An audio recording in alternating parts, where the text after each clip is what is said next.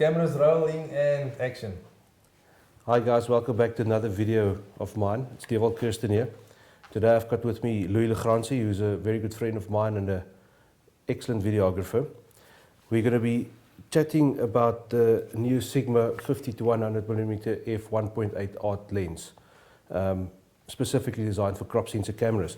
And with this, we're going to be looking at a couple of different features of this lens, stuff that we both of us think that is equally usable in photo terms and video terms. And some of the stuff we even think it's more geared towards one of the genres, but we'll get to that in a couple of minutes. So, welcome Louis. Thanks. Thank you for having me. Let's have a chat about this lens and see what we think about this. Firstly, the build quality. I mean, it's not plastic. If you have the lens in your hand, it immediately tells you that this is a quality product. The thing that you and I discussed earlier was the fact that at first I'm filming on a C100, and when I attached the lens to the C100, I was a bit not sure which side to mount to the tripod due to the weight of the lens. Yes, and this is mounted on my Canon 7D Mark II. Yeah. And as you can see, it's roughly about the same size as the 7200 2.8. It's a little bit shorter than what the 7200 is. It's also nice and fat and heavy because of all the glass that's in here, and it's built solid. It's got this lens foot on it for that particular reason. Like Louis said, he wasn't sure to mount the lens itself to the tripod or to mount his camera to the tripod. In photo terms, with this was actually one of the awesome features of the lens, because I could mount my camera to the tripod, and if I'm shooting portraits or if I'm shooting landscapes, it's simply mounted to the tripod. You simply just twist the camera from left to right. So it's not, if you mount the camera itself, you've got to loosen the tripod again, turn it around. Where this is on here, it was steady and good to go. But obviously in video terms, you can be shooting in landscape mode all the time. Yeah, sure. I mean, that's the rule of a film camera. But what I can say is, just to come back to the weight and having it on the type of equipment like the C100 that I'm filming with is the fact that as soon as I attached the lens to the camera, the C100 specifically became quite imbalanced, and I never had that before in terms of a lens put onto my camera. The STM lenses are very prone and marketed towards the C100, especially for the fact that they have that ability to do their own focusing and very sharply focusing and focus tracking. Where with this lens, it does the same thing as the M lenses offer you, and it also immedially turns the camera into a well-balanced camera. If you can maybe give me the chance later on, I can show the viewers. Let's look at that now. But a lot of guys have been shooting film on the SLRs as well. So, and the 7D being a fantastic video camera, as with all the capabilities, that you'll be mounting it to the tripod foot and the lens, not to the camera body itself. And for like stuff like monopods and those lights. Let's okay. Yeah, so oops. There we go.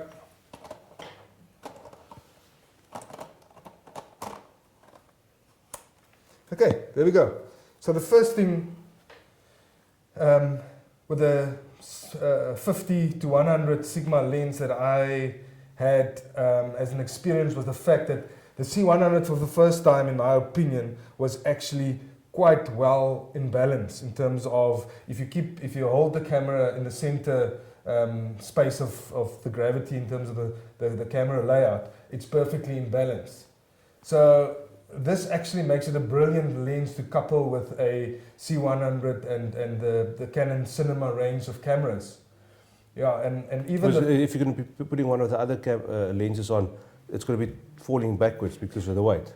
Yeah. Or if it's like a 7200 2.8, it might be tilting forward again. It might be tilting forward, it might be tilting back, but in this case... Especially with that bit of extra length that the lens has got. Yes. But in this case, it's the first time that I actually experienced the camera to be in perfect balance. Okay. So in that instance, that's a big point of sale in terms of this lens coupled with the Canon C100. And would you be using range. it? Would you be using it in that way, shoulder mounted, or? Look, if you've got a rig, a rail rig, and you can set it up in a rail rig, immediately the rig will also change the dynamics in terms of where the balance on the camera layout will be. But that could be counterbalanced by the rig and a weight system to the back of the rig system. Yeah. So, but I'm mostly in a run and gun type of environment where I don't want to be caught up with the rig and the struggle of if the rig doesn't have the same base plate system as my tripod, I might run into problems. You need there. to take the camera out and mount it again. You know, so for me, I like to keep simples bare, basic and simple, run and gun, even being able to hold the camera in my hand in a way that feels comfortable, and this lens gives you that capability. Yeah, the only problem is it doesn't have image stabilization in it. Image stabilization, but these days I see, I follow the trends of what the guys are doing in the film industry.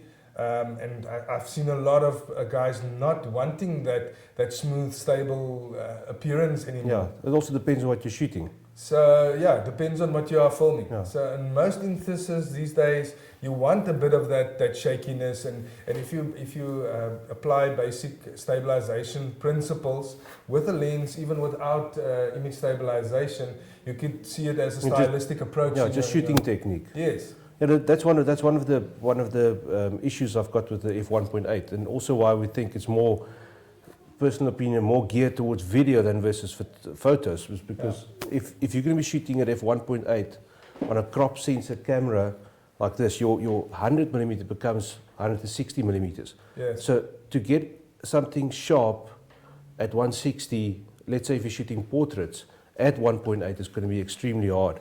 Especially if you focus, like you use a center focus, point focus, and you recompose, just that slight shift is going to affect it, the depth of field. Especially if your subject is close, it's definitely going to affect it. So, yes. When in terms of video, the 1.8 is fantastic for if you're shooting low light scenarios, like at a wedding reception, in a dark church, corporate functions where you've got speakers and all those kind of things. So that's where the f1.8 will come into its own right. Yeah. Yeah, but look, the STM lenses usually does that brilliant work for you, in the sense that it can track a subject without losing tracking and then jerking towards it to grab focus again. Where in this case, you won't be able to do that. I mean, especially on f-stop 1.8, that's pushing it. You're even gonna struggle with STM that has a 1.8 type of f-stop. But as far as my knowledge knows, there isn't really a STM lens with that low f-stop, that fast lens. So in this instance, there's nothing in this line, neither Canon, Nikon, or anything that's got this focal range and at f1.8. This is the only one.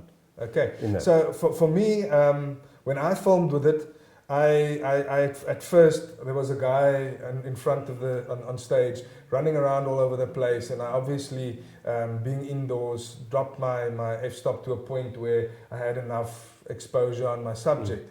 And the reality was, it was just too shallow. To keep that guy in focus is really not my work. So what I find in the first 5 minutes, I went back to my STM with this guy running around all over the place. But then later on, there was shots that I took of the guests and the people actually attending this event. And because they were static, I were able to get very nice sharp shots with that shallow depth of field in terms of a 1.8 lens. That's what it gives you, a nice shallow depth of field. And the bokeh was a very pleasing, soft, cinematic look and feel, which everyone is basically, talking about and wanting to have on their video content. So, but even in photos as well, I've got some samples at different f-stops that we can have a look at. So in those terms, this lens, I would agree, is, in my opinion, very much optimized for the video industry. Yes, it's not going to work for all situations, scenarios.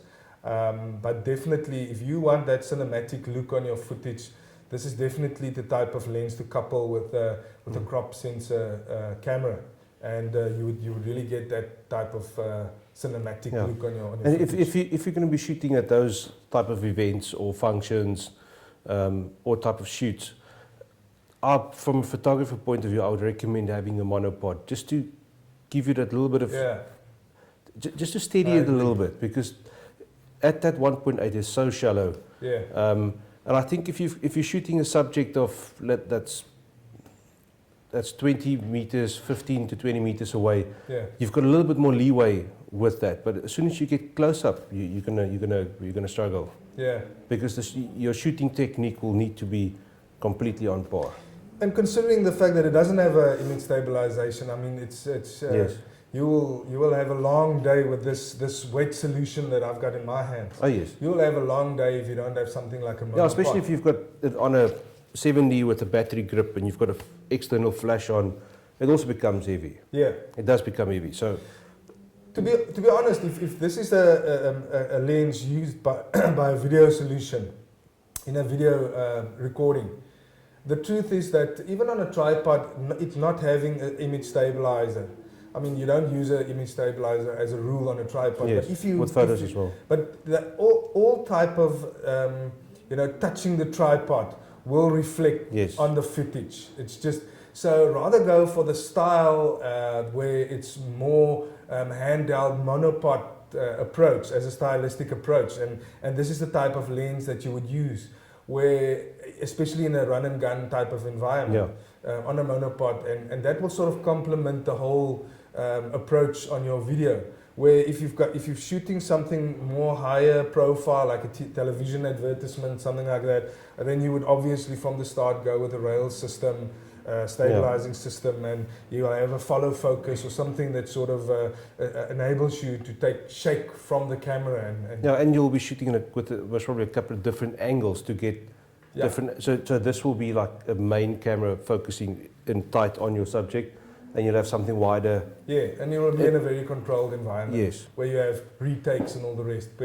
And most of my wedding videography, docky style run and gun work, there's just no retake. If you miss it, you miss it. You've missed it. Yeah. So and one of the other things that I also wanted to say about the quality of the glass, it is really, really good. On the test photos, I shot both on tripod and handheld, and just to play with it. I'm not sure about Louis will be talking from a video point of view, but in photo terms, if you tuck it in close to your body, elbows in, slow down your breath, and focus, you should be able to get away. It's easier. It's like shooting a rifle. Normally, I would not choose to shoot with a lens not having image stabilization. But then again, with photography type of lenses being used for video purposes and film purposes these days, the image stabilization within a photo lens usually corrects itself sometimes after some drastic movement. It will jerk to correct the stabilizer and calibrate it for the next movement. And in photo terms, that doesn't affect what you are doing, but in video terms, you actually see that jerk. And if you're not doing a multicam to cut away to the B cam at that given point in time, then it doesn't make for good picture. So considering that element, I've been looking rather at lenses without image stabilization these days. Learn techniques to stabilize the camera and the lens, and especially in this case where you have a good balanced solution. With a few techniques of lying against the wall, working towards monopod type of filming, you can really. I was quite surprised especially with my type of shake that I've got in my hands. I was quite surprised with the type of. You don't drink enough wine then. I'm surprised we don't have wine on this review, but maybe next time. Yeah, we'll make a plan for that. I really was quite surprised in the sense that this solution gave me a more stabilized shot that I was used to in terms of a zoom lens with this type of reach. Yeah. Okay, right. Let's over to a little bit of a different subject. One of these things is this camera's got a normal standard filter thread size, and it's 82 millimeter filter thread. So in video terms, photo terms, you can put filters on this thing, which is a huge advantage depending on what you're shooting. For photos, you're not really going to use filters on this. I don't use UV filters on any of my lenses because I think it's a waste of time and money. But for in sense of video, Louis will be able to tell you that using filters and specifically ND filters is a must. Yeah, I'm privileged to have the C100 and the Canon Cinema range cameras because they all got ND filters built in. But then if you would do video with the 5D or those DSLRs that are also none of your 7D. Yeah, even the 7D, the 70D, the 80D lately. Yeah.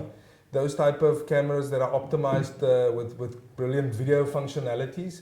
You'll have to consider the front end, the thread, in terms of screwing on ND filters to manage light, especially outside. If you want your f-stop to be low for that shallow depth of field, you'll have to screw on an ND filter, and that should be you'll get something that's compatible with the filter thread, so because it's a standard size.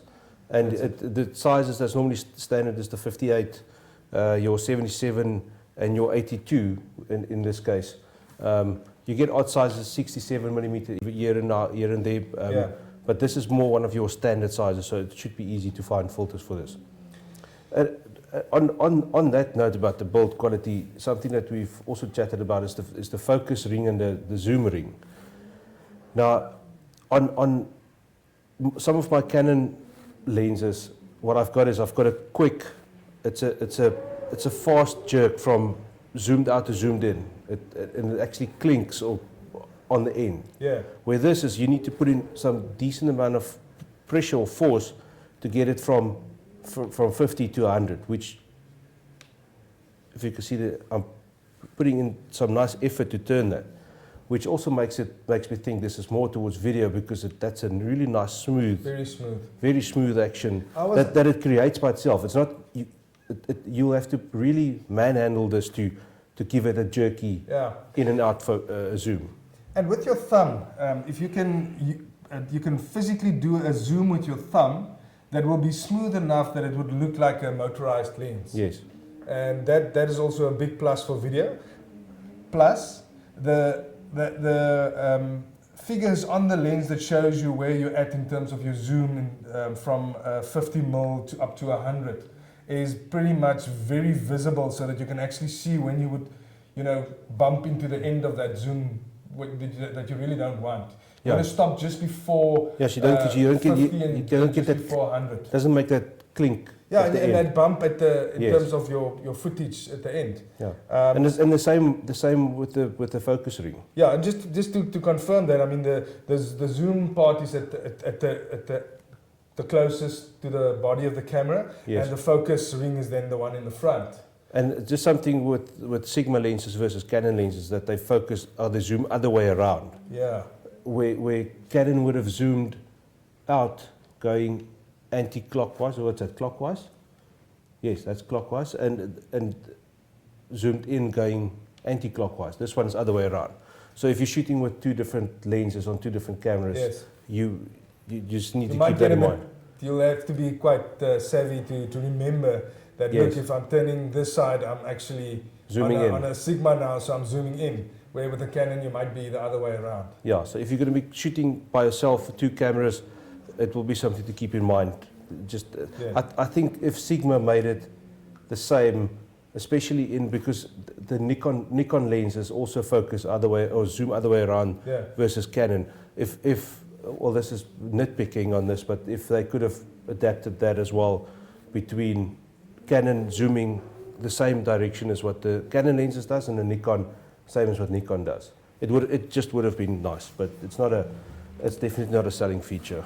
Yeah, sure thing. And I mean, even on this, the bottom side, they put a grid or something on the lens. Yes, to hold it. If you hold the camera solution by the lens, it gives you quite a nice grip. Yes. So the chances of dropping this, as I've got it in my hand now, is quite zero. You need Yeah. to be really crashing into the ground to drop this out of your hand. Yes. Yeah, and there was something else that I want. Oh, the range. Something that Dewald and I picked up in discussion, discussing the lens, was the fact that the range between 50 and 100 also lends itself towards what the film industry especially uses as their key primes for filmmaking. Yeah. They would usually have in their film lens bag a 50mm, a 85, and a 100mm. Yeah. And that's exactly the zoom range you've got here. Only, yeah. But the only thing, if you're shooting on with 3 different lenses, you're gonna have a 50-1.8 or a 50-1.4 Canon lens. You're gonna have an 85 1.2 or 1.8 lens, which is you gain a little bit of extra light there, but it's not. But in price difference, just the 85 1.2 is going to cost nearly double what this lens cost. Yeah. Then you've got a 100mm. The Canon 100mm macro is only a 2.8 lens, where with 100 here you're shooting at 1.8 again. Yeah. Look, what I love about this is that you have 3. You can see this as 3. I know a lot of people is going to kill me now, but you could see this as 3 primes in one. Basically, the primes obviously are more sharper due to the Yeah. lesser glass and all the technical information around that. But the fact is that 3 primes will, in terms of what you are buying, will cost you a lot of money. Yeah. Where in this instance, you've got what I've seen in terms of video shooting is good skin tone rendering. I like the way the skin tones look from this lens. Once again, the glass gives you that feel that is cinematic-like. And yeah, just by the way we're talking, I think we're selling this lens to the video guys, but really I can say as a videographer that this is something that, especially I always come back to the fact, I told Dewald, the balance that I've got going here, it just makes it a very well coupled solution. And yeah, I think I love it. I would have wanted a little bit more reach in terms of zoom. And then there's also the topic, I don't really want to go away from the fact that it's a nice lens, but the reality of especially resale value is if you buy the same type of lens, like for example a 70-200, and you put it onto a crop sensor lens, immediately you have the crop factor, which take you a little bit closer even to your subject. And when you get to resell at the end of... Yeah, and you can use it again on a full frame camera. Yeah. So with this, you're going to be stuck with a crop sensor system. Yeah. And if you're going to be selling it, the guy that's going to be buying it, he will have to be shooting crop sensor as well to buy it. Now, what I did find out in the meanwhile, we discussed it the other day, is that the guys from Sigma say that it will fit onto the teleconverters, so either 1.4 or 2 times teleconverter. So in layman's terms, or what my logic tells me, is that you should be able to fit it onto a full frame camera that way. Yeah. What they did say is they're not sure what the footage or the images will look like coming out of that coupled system. Yeah. It might be something to investigate. We unfortunately did not have any teleconverters to test it with.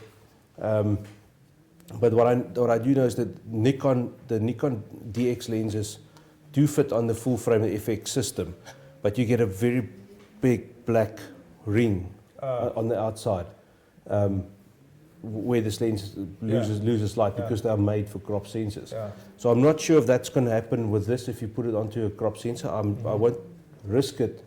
Or if you're going to get the same effect if you use teleconverters on a full frame. But it will definitely be something to investigate in the long term. If you don't get a huge image loss or anything like that, in video terms it might be quite cool. I think in photo terms you're going to be losing a bit of quality. Look, I don't think the end the start and the end on video terms is always the sharpness of the picture, but rather the total look and feel towards that cinematic look. It always also depends on what type of project you are filming. Yeah, but if it looks like you're shooting down a small piece of pipe, it might also, it's not going to be ideal for. It might be cool if you want to do shots that it looks like you're looking through something at a subject, but honestly, I would be curious to see what the result is. So if anybody has done it or have seen it, please leave links and comments and where we can look at this. I personally, it's just a bit old school in terms of, you would really want to shoot with, if you have the time in terms of your film project, to shoot with primes. That would be the ideal. This will obviously give you the ability to go through your shot list a lot quicker. But you sit with more glass in here. You're going to sit with other, the type of bokeh that you get, the primes they claim have better bokeh to the side edges of the lens. Better shape. The bokeh might get a bit onion shaped to the sides, with zoom lenses rather, where with primes you wouldn't get that much of onion shaped bokeh to the side.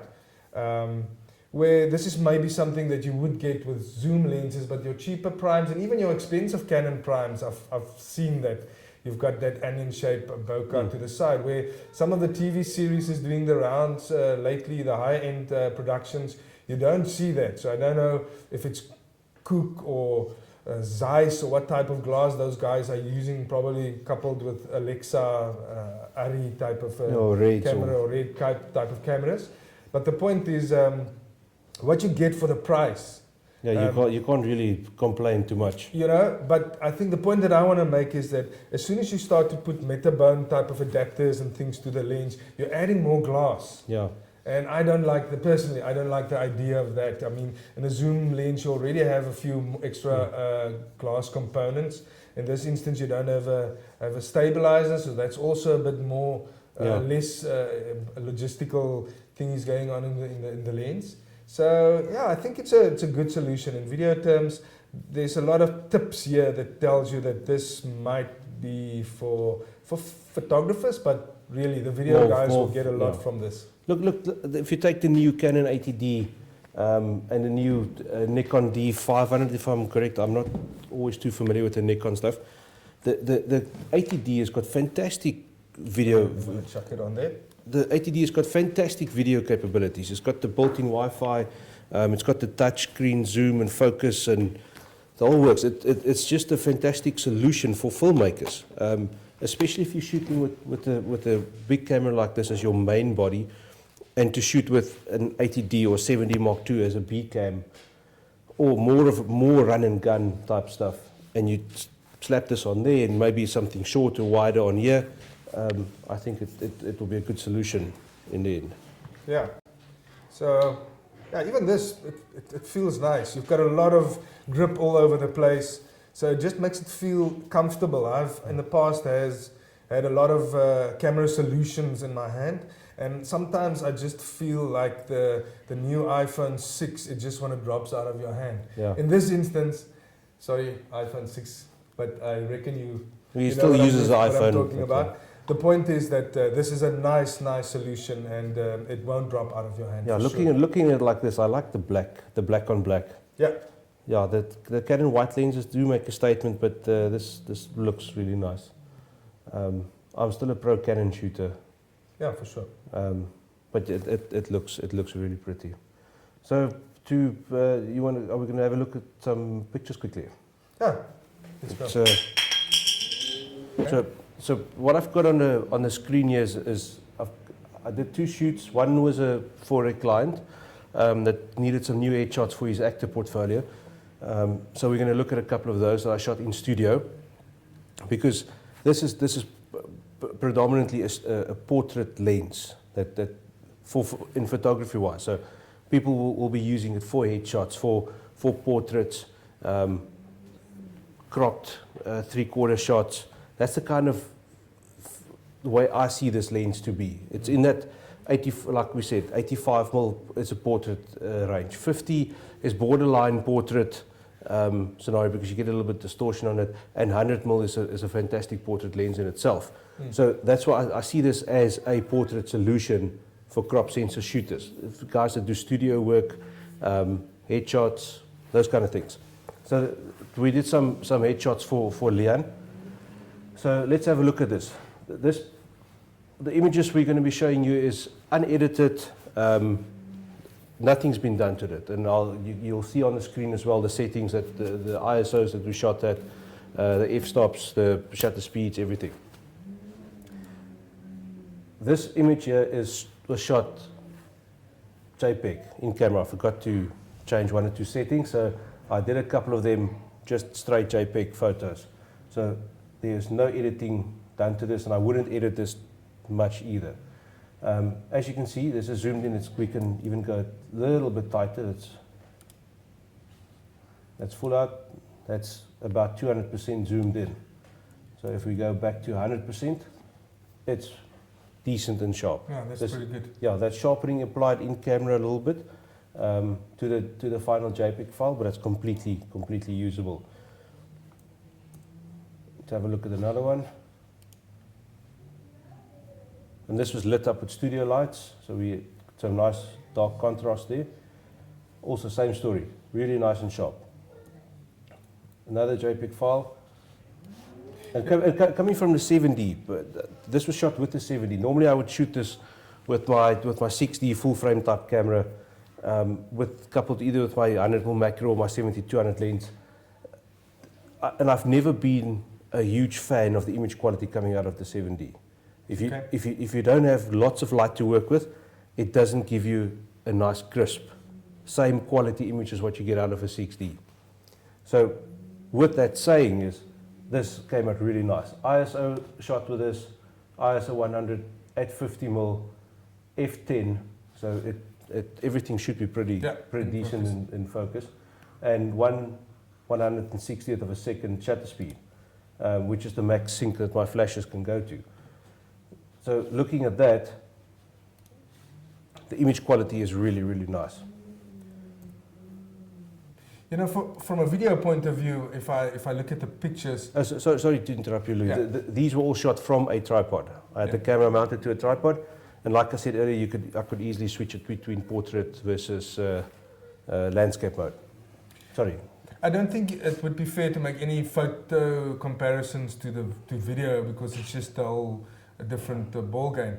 But one thing that is definitely clear from video to photography and to the photo part of what we are discussing is the skin tone rendering. Yeah. And I think that the fact that there's a look on that photos that I get in the video as well, that is very much, if you look at what the industry is expecting from footage at this point in time, how skin tones should be rendered for especially post-production grading and all the rest. Yes. I just think this lens complements the work that we do very well. Yeah. Coupled with skin tones, I'm sure in video terms, well, you would try to shoot your white balance as close as possible to the lighting you've got. Yes. Yeah, the white balance was adjusted on this slightly. I won't be able to see it now because it's a JPEG file, so you won't be able to see what the actual white balance was that it was shot at. But I can just have a look at one of the raw files that didn't change, and that was shot at 4,450.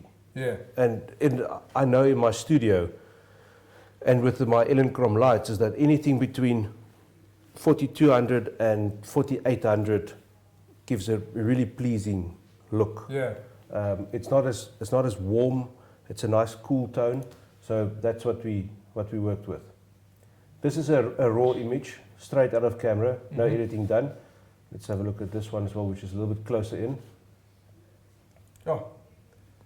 A raw image, and we can literally, you'll see on the screen, and Louis, we can literally count the little veins in his eyes. The veins on this guy's eyeball. Yeah, it's an awesome image. And like I said earlier, image quality coming out of the 7D with that is very good. Look, I can compare this with some of the other brands that I've seen in the past, and I don't see a difference. I mean, it will be a long technical discussion to really say, Yes. look at the other lenses well, there is nothing really That you can't compare it to anything. in terms of the zoom range that you got on this lens. If you compare it to Canon's 70 to 200 type of lenses, you'll have a difficult time, a hard time telling me that the one is sharper than the other. Yes. And also because that's shot on crop sensor. Yes. You'll have to shoot that lens on a crop sensor camera to do a good comparison with that. Precisely, yeah. But in all, I'm very pleased with what I got into studio. So, but the next thing is I got a model in to do some just literally some portraits. I did this in my front garden, on my lawn. It was an overcast day, so we didn't have to worry too much about lighting. I actually wanted to have more light, sunlight, to see what the effects is that we get with stuff like flare and. But you know, as Murphy has it, beggars can't be choosers. So let's just have a look here. Settings on this. Photograph this in RAW. You were going to say? But did you do any grading on this? Nothing's edited. But once again, from the word go, it has the classic. I film on a lot of not a lot. I've got two of the old lenses. What is the Voigtlander, Vivitar. Vivitar. I've got two of the Vivitar lenses. I've got I think it's a 70 to 210. Yeah. Vivitar zoom lens, and that is basically classified as a retro type of glass. Yeah, it's old glass. But a lot of filmmakers these days are looking for that greenish tone that you get from the glass. Yeah. And I love it for one, especially in my wedding videography. I love the feeling. It's acceptably sharp for its age and what I paid for it. Firstly, and secondly, I like the skin tone rendering. I like the total flavor that I get from that glass. And I experience the same thing with this. In the bokeh in the background, you get that greenish flavor that is, in my opinion, very cinematic. It's got a very cinema feel to it. My 70, the file rendering is in general a little bit more green and yellow versus my Canon 6D, which is more warmer tones. Yeah. As soon as you put warmer tones into that, it looks beautiful. Versus the 70 is a little bit more greenish and yellowish. And I like that. For me, if you want that cinematic flavor to your projects, that complements it definitely for me in the case. But let's have a look quickly. This was photographed in RAW. I shot these in auto white balance, so the white balance itself is going to differ in a couple of images.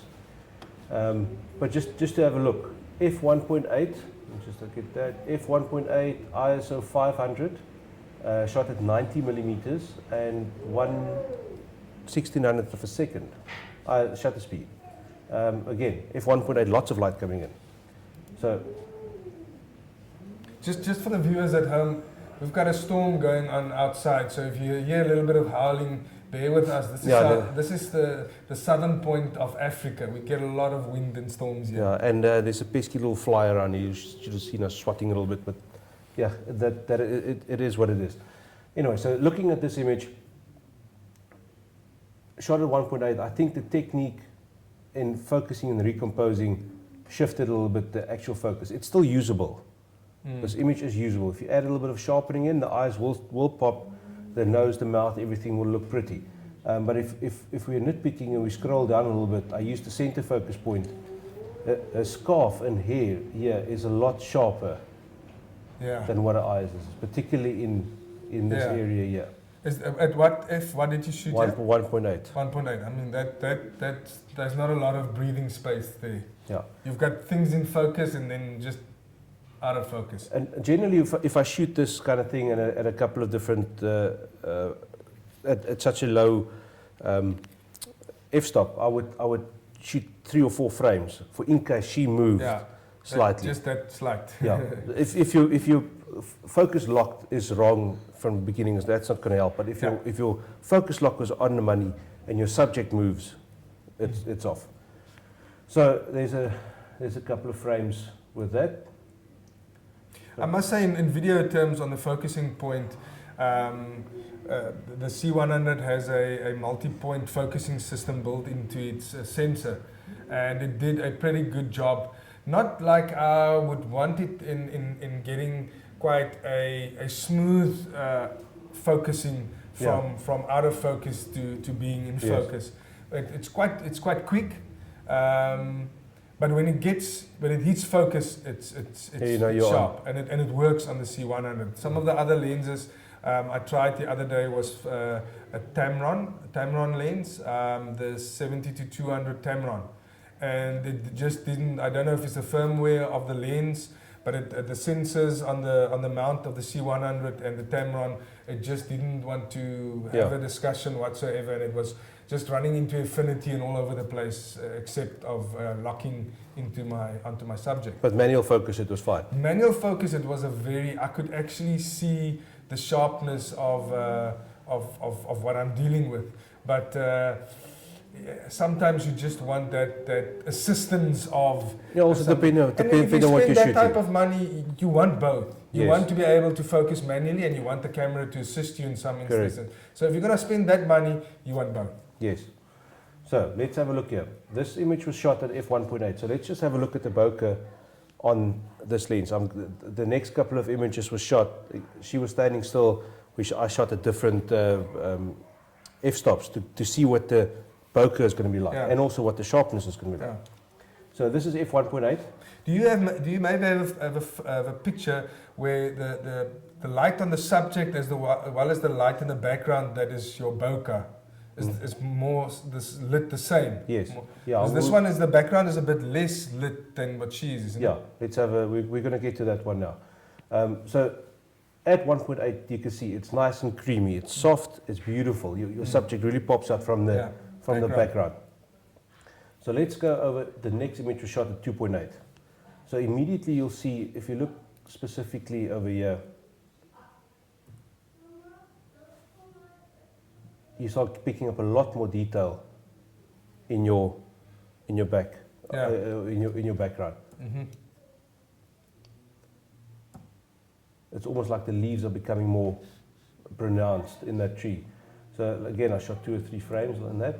Next one we've got is f4, and immediately you start seeing a big difference from 1.8. That's 1.8. That creamy look we've got here is completely blended in to the greens. Nice and and to soft. the, I really like the look. Yeah, but if you go to the f4, you can start seeing that that black is actually quite a big piece sitting there. Yeah. So then we've got another f4. Then we've got 6.3, and you start picking up. It's still nice and smooth, but there's quite a bit more detail in it. But then, if you look at your subject, look at how that lady's eyes are popping now. Yeah, it's becoming really sharp now. Going back to an f4. F4 is still quite pleasing in the background. Yeah. There's a 6.3. You can start making out a lot more detail. So. The next big one is f8. F8 is one of those sweet spots, f-stops that everything just normally tend to work at f8. Okay. So again, you'll see that there's a bit of blur to her as well, but lots more details. You can actually start seeing individual leaves. And the video space, we tend to work with 5.6. Yeah, 5.6 also a sweet spot for video and film terms. But in just looking at that, it's decent, it's usable. That was another f8. And then, just to go back to a 1.8, this is another good example of some technique problems. Yeah. Eyes are soft, the face is basically soft, but if you look at the scarf, the scarf is sharp. And this was focused and recomposed. If you look at the image itself, center focus point will be roughly where the scarf is. So I focused, recomposed. That is how shallow it is, and how quick you can miss it. Yeah, look, and I think that photo is a bit hot in the forehead, or what? Yeah, a little bit. But this one was shot at 50 millimeters, f1.8, just to show you what the bokeh looks like at 50 millimeters. Yeah. Like I said, nice 3/4 crop on your subject. and it's still quite smooth and pleasing in the very background. nice. She's nice and sharp at 50. Yes. You've got a little bit more leeway to play with, but your bokeh is still very, very pleasing. And this one was shot at 100mm f1.8, and that one is That's quite sharp. It's usable. For end of glass, It's definitely that's usable. quite sharp. But look at your background. It is Very, very it's nice. creamy. It could have been a solid black, a solid green Yeah. background. This one, the next couple of shots were shot freehand. I Yes. took it off the tripod. Those were shot all from a tripod. This one was shot freehand, just to play around with to see how quickly you might miss that shot. Yeah, well, there you can see what I spoke about earlier in terms of the onion shape that you get to the side. If you look to the center of the glass and the bokeh, you will see quite roundish type of bokeh, and then to the corners and the outer sides of your glass, you would get this onion, funny shape of bokeh. Yeah. And The outside edge. usually they said that on higher end glass you would have this circular consistency in your bokeh. But then again, even on I've specifically looked at this, and even on the cinema primes that Canon has just released, I also see that. So I'm quite interested to know, because this has become sort of a thing that I've specifically looked for in glass, that I've sometimes even see cheaper glass that has this, because on the video side, this is something that is appealing to us. Yes. And if you can get that element with the bokeh being consistent across the picture, it adds a lot of value.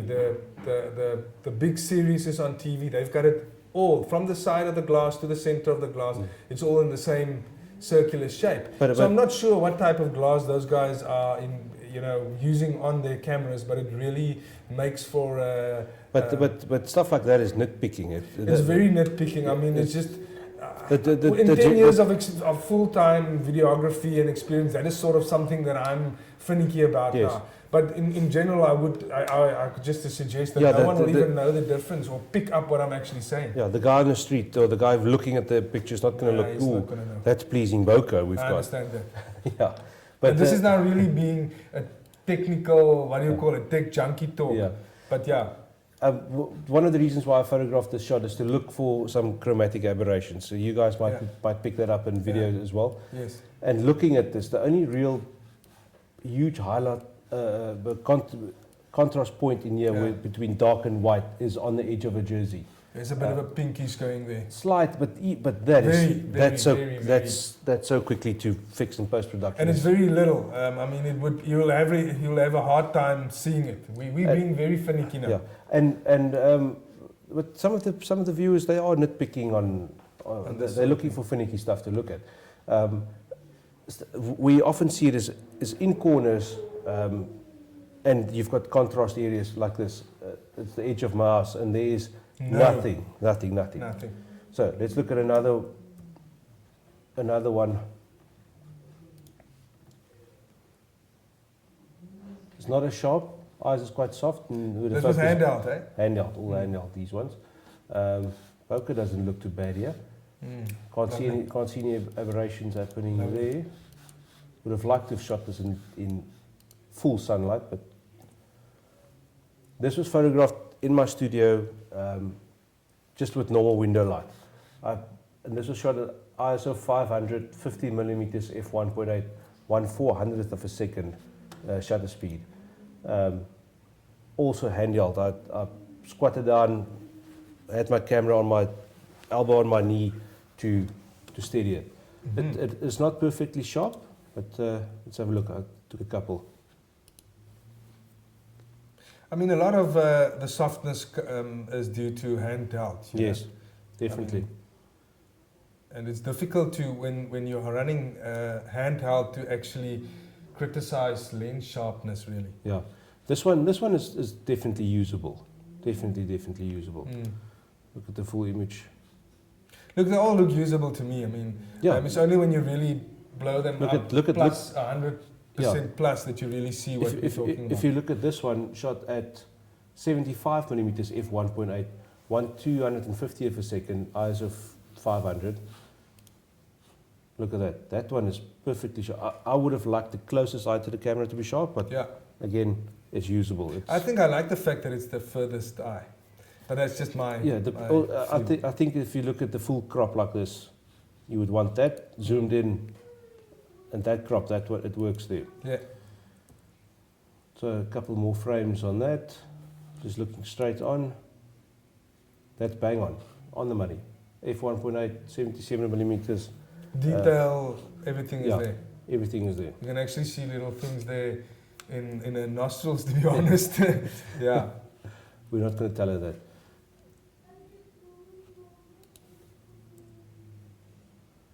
I changed my shutter speed a little bit here. That to 1/800th of a second. 50 millimeters, ISO 500, 1.8. The front eye is soft, back eye is sharp. Yeah, once again. I think this one is on the money. Yes. Eyelashes is perfectly sharp.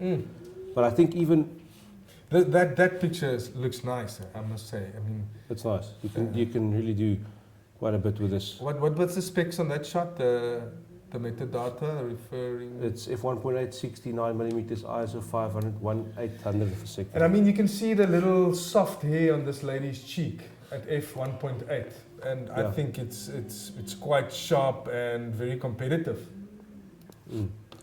This is an image that you can really do quite a bit with in post production. Just after that, we had a little bit of sun coming out, so we quickly went outside to shoot again. This was, she was busy walking, I just took a shot shoot from the hip kind of vibe. And you can see, scarf again, but where it locks focus, it's really sharp. Yes, yes. It's just sometimes you miss it. The distance between the scarf and her eyes is not even 2 inches. Yeah, and it's missed it. It's soft there, it's completely soft on her eyes. So, and again in a wedding scenario, where you've got people moving and dancing, you're gonna battle a little bit. This was one I shot for the chromatic aberration, out of hand, f1.8. It's usable. Look, I love the bokeh. It just looks nice. It really has a nice feel to it that really works for my eye and my specific needs in terms of how my footage should look. But again, I can't see any noticeable chromatic aberrations, not even in the corners where you normally tend to see it, between the dark green and the brightness of the light coming through the leaves. Yeah. So, judging by that, chromatic aberration should not be one of your main worries if you're looking at not with this lens. Sharpness is there, so I'm happy, really happy with the image results. Look, I think we've touched on a lot of positive things that video and photo guys can get from really this lens. use. I think the only thing that the only 2 points that I experienced as not a negative to the lens and it being a Sigma lens, but the fact that I, for one, when I put this type of lens on my camera, I want reach, I want to zoom, and it's as if that 100 zoom is just not it's not enough. It's just that but not there. And but even that is a good focal range still to have. Yes. For video, like you said earlier. For sure. I think especially when you're doing a project where you have time and you can frame your shots and move your tripod around, that sort of thing. And the only other thing that comes to mind is the resale. The resale in terms of it being a crop censored dedicated lens versus a full frame type of lens. But most of us, we believe that we're in this industry forever and we're just going to do this till we die.